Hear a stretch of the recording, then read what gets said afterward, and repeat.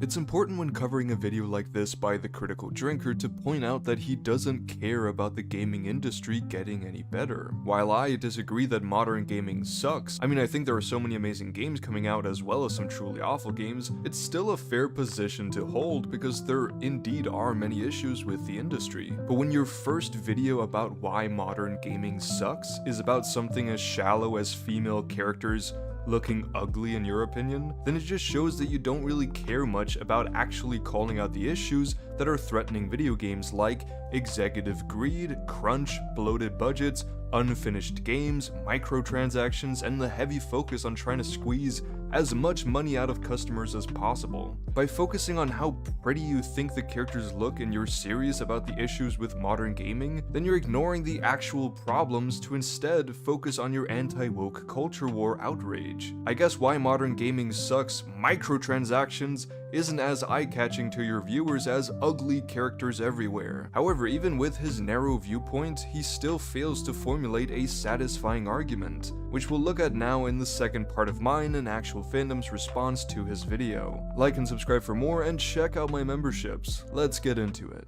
And it's interesting to note that this phenomenon seems to be confined to one half of the population only, almost like it's intentional or something. The problem seems to have been bubbling away for a while now, but like an explosive diuretic fart, it could only be held back for so long before it made its violent entry into the world, destroying a pair of your best Calvin Kleins in the process. And the explosive release finally came with the advent of the Sweet Baby debacle, which has shed light on a lot of things that Western game developers probably would have rather kept secret. But there it is.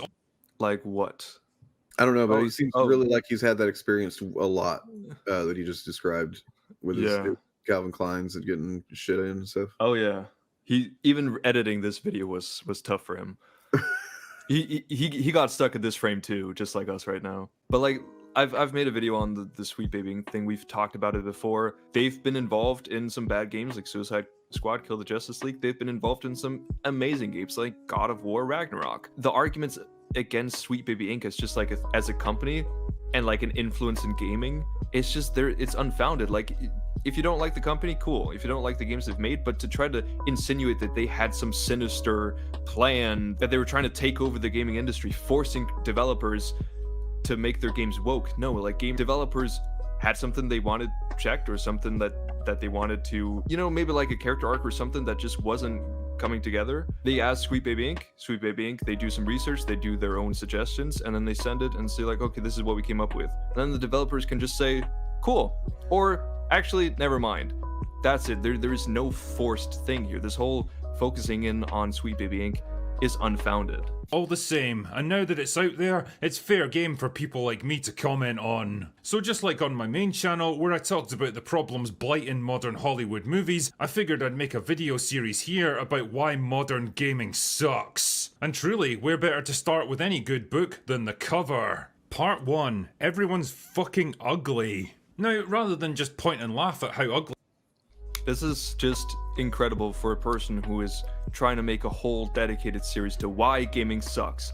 And their first video is, oh, everybody's ugly. My wiener isn't hard when I play. That is incredibly fucking shallow. Like that's the best you could come up with for your first video on why modern games suck. That's kind of pathetic. Characters have become in recent years, let's see if we can break this one down scientifically. And that being the case, the first major problem seems to be a general rejection of femininity and female beauty in modern game development. A perfect example of this is the character model for MJ in the two Spider-Man games. It's the same character in the same game series made by the same dev studio, but with a radically different appearance in each one. In the first game, you can quite clearly see the facial model has all the traits commonly associated with traditional femininity. Rounded facial structure, full lips, large eyes and a small nose. Now compare it to MJ in the second game, and well, I think you can... I mean, almost all of it's the same, basically. Like it's just more detail, I suppose, within like the nose and the face in general, but like she's got large eyes, she's got a round face. We can do this too. Look at this. They have removed any sense of traditional masculinity from the old Peter Parker. And they made him look like a twink. They made him look They made him look like Tom Holland when he was the Andrew Garfield, the cool guy.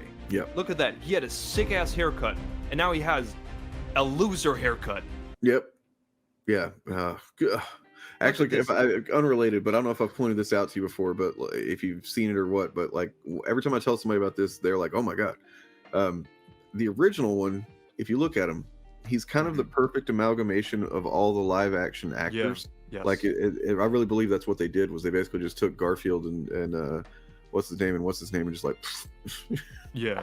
I like, mean, I love both are fine. I mean, the second one, I guess, is not what I would imagine Peter Parker to look like. But really the first one wasn't either. When I remember whenever I got that game, because I bought a PS4 to get that game, and I was just like, this isn't, I've read a lot of Spider-Man comics, and to me, of course everybody draws them different to a degree, but Spider-Man, Peter Parker does have a certain look to him, and I didn't feel like he had that the first one either. I felt like in the same way that I didn't feel like Maguire.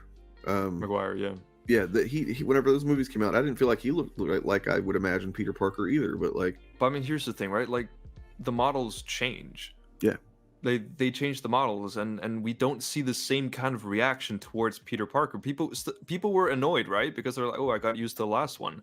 But people aren't going here like, oh, look at that. They made him look weak. They took away all the masculinity. They don't have the same standards as they have with women. And it's a problem, because MJ looks like a woman, just like the last one also looked like a woman that you can find and meet. And if you're more attracted to the last one, good for you. The same character, like the model is the same character? Okay. I think the model, like the actress, is the same. Okay. I mean, this is even confirmed by James Stevenson, who is a community manager at Insomniac, and he confirms that it's the same face model. It's the same actress. Also, the actress came out a little while ago saying that she's been harassed by a lot of fans who were demanding that she call them back and speak to them, and it's just unacceptable. Anyone who's trying to make the argument that there's some secret woke agenda here to make all the women ugly for some kind of leftist agenda sound really fucking insane. And the ones that go even further and harass people and the actress are just worse than scum, to be honest. Anyways, back to the video. And like they made it different, they probably had the reasons. It's just it's a weird argument. Differences. This version has a large prominent chin, a wider and stronger jawline, thinner lips, heavier eyebrows, and eyes that are proportionally smaller because the rest of her face is now bigger. In short, she's got a far more masculine appearance. Also a different angle. This is an upward angle compared to the other one, which was a downward angle, which, I mean, like, everybody knows that a downward angle is going to be more flattering than an upward angle. Right, like generally it's and listen, you can still find the other model more attractive. That's fine. It's just such a weird thing, like it's such a weird hill to die on. Interesting. Or how about Aloy from the Horizon games, a series that I actually quite enjoy. You can see in the image on the left how she looked in the original game. Okay, so that one on the right, that's like the original photo before, like, he made it fat before. Yeah. Like this is the original one, which is from the State of Play. It's a screenshot of her in action. She's like coming up to the camera. It's a weird shot. Anyone would look like this. Aloy looks phenomenal. It's about what I would expect the character on the left to look like in a certain context. Exactly, and also a little bit older and mature. I remember that this is the one that had she had peach fuzz on her face, and yes, kids were like, "Oh, she's got a beard." And it's like, oh, you're telling on yourself that you've never actually been close enough to a woman to You've never been close enough to a woman to see that women also have hair on their faces. I actually saw one dude, I remember now, this one dude was like actually dying on that hill. He was like, no, if I ever had a girlfriend and she had that, I would break up with her. And it's like, all right, dude. Okay, cool. Good for you, man. Nice. Good luck. Let me know how that turns out for you. Not hyper feminine by any stretch, because she's trying to survive in a primitive post-apocalyptic world where cosmetics aren't exactly easy to come by. Yep. Oh, so he is capable of making that distinction.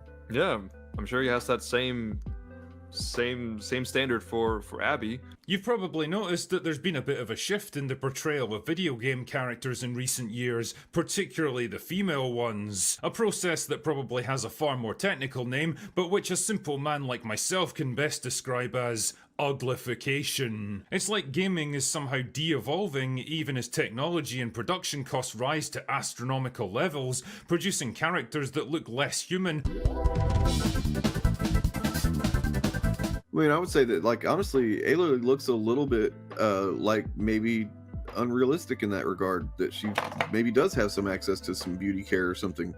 Yeah. You know, it's like, I mean, it's not saying it's a bad thing. It's just when you really think about it, she probably would look a little bit more rugged. Handsome man at that. That's Same deal Vosh. with the main character from Oh my Star God, Wars it was Outlaws. Prominent chin.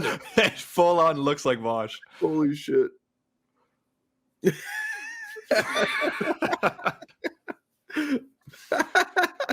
I love that. It's amazing. You should make that the thumbnail. Like, Just put Vosh. Vosh.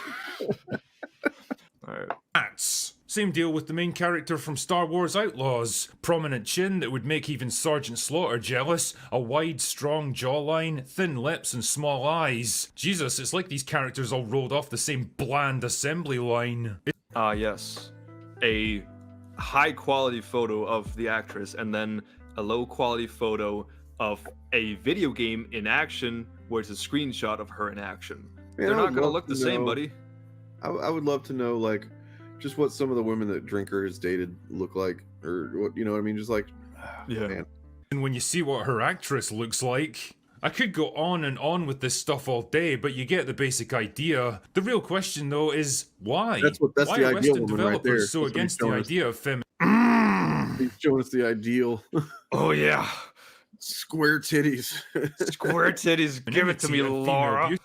Yeah. In games. I mean, if I was a cynical man, I might suggest that most game studios are infested with jealous. Oh, so that's This that's is just peak. his fucking his weaselly take then. If I was a cynical man, that's not the first time I've heard him say that. And then he says the thing yeah. that he wants to say. You know If what I I was a cynical man, I would say the thing that I actually believe right now. mean? And that I'm pretend gonna like say. I'm kind of layering it with a degree of reasonable doubt that I actually said it, because I could just go, no, I didn't say that. I was saying if I was a cynical, but you know I said it. If I was a racist, I'd say.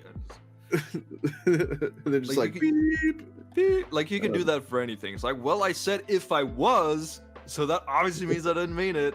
Physically repulsive land whales who can't stand to be reminded that they've broken more mirrors than Conan the Barbarian. What a piece of, it's just like saying that all women that work in video games are big fat fatties or something, like that break mirrors. Like, dude, he has the most cartoonish, juvenile fucking understanding, and I'm willing to believe that he doesn't actually see women this way, honestly. Oh yeah. He probably doesn't. No. Not to this extreme, but like he's just being cartoonish with his language, and that's partly, I'm sure, to entertain, because that's what his audience expects him. Is, you know, that's part of the problem with the critical drinker, right? Is like the character can be, you know, a little bit more egregious with his language and stuff like that, and it's like, but the Yeah. audience doesn't really distinguish that generally. Probably they're just Yeah. like, this is just an opinion, and not the critical drinker is a character played by Will Jordan that's doing a heightened version of, you know, Yeah. easily shit, man. Yeah. But I Maybe. want to end on this, that like, even if he's not being serious about this, even if he's like kind of joking and he can go home and just not like this is not how he lives his life, he still has a dedicated audience of people who believe this shit, who actually have some kind of reaction to this stuff, right? They hang on feel his like word.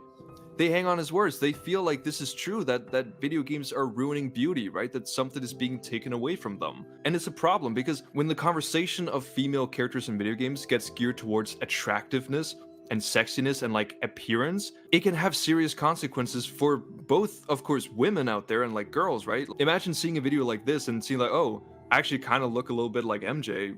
Mhm. What the fuck? I'm not pretty, you know? I don't look like a fucking like supermodel. Does that mean like I have no value? What the hell? That can probably have serious consequences for someone's self-esteem. But it can also have, all the content we see about this topic can also have consequences for men.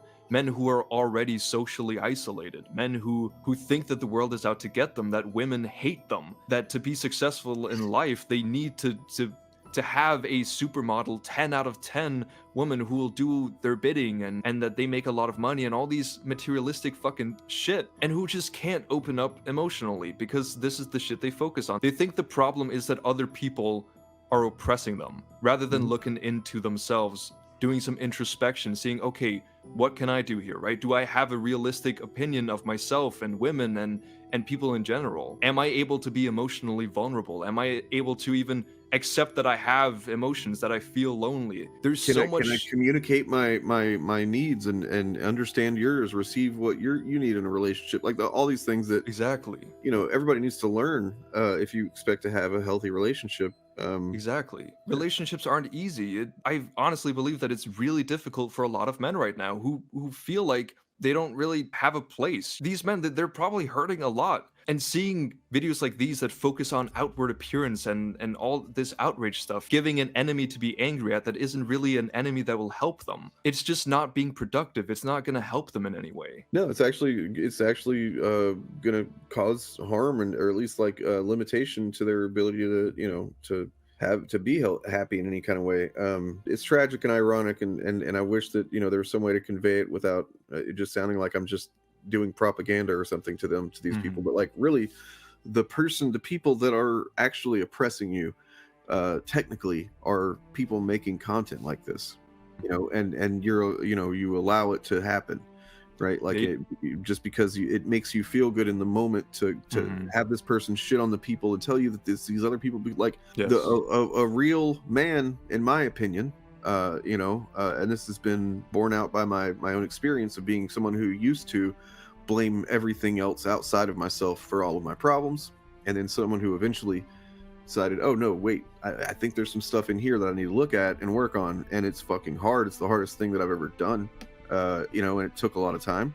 Of course, I was like pretty old by the time I started doing that. And I one of the things I'd want is for people to not have to get as old as I was before they start doing that work. But it, like, on the other side of it, and of course I'm still doing work, but like on the other side of doing a lot of that work, realizing that, I actually fucking, found parts of myself that were like just assumptions that I lived on, things that were programmed into me, while I was a kid, before I even really, had a choice in the matter. Parents and family and stuff like that, local culture that I lived in, all that shit. Once I kind of like deprogrammed a lot of that shit that's unnecessary and harmful and stuff like that, I found, my life to be better, like my self-image, the way I, see myself, feel about myself, feel about other people, and it's worth it. And Critical Drinker and this type of content just generally tells you, no, it's okay that you are the way you are. And it's actually bad that anybody would try and make you change. It's fucking sad, and it's tragic. But it really is. And that's the thing. Like, if you want to get better, if you want to start feeling better, these channels aren't going to help you. A channel like The Critical Drinker doesn't want you to feel better in the long run. He wants you to feel better in the moment after watching his videos, so you'll watch more of him and keep coming back. But in the long term, he wants you to keep feeling this way. He wants you to keep being angry at Hollywood and wokeness and the West and women. That's what's going to keep you coming back to his channel, and that's ultimately what he wants. It's the personality version of, you want to be like really strong physically, and like maybe you want to like be able to hit home runs in baseball or whatever, and so you fucking juice up with steroids or whatever, rather than like do the work that it takes to kind of like build yourself up, build a healthy, solid framework for your strength, for your core, and for your ability, for like all that. And like instead you're just doing the easy thing in the moment, because it feels like you're doing the larger project that you really should be working on, and you're not.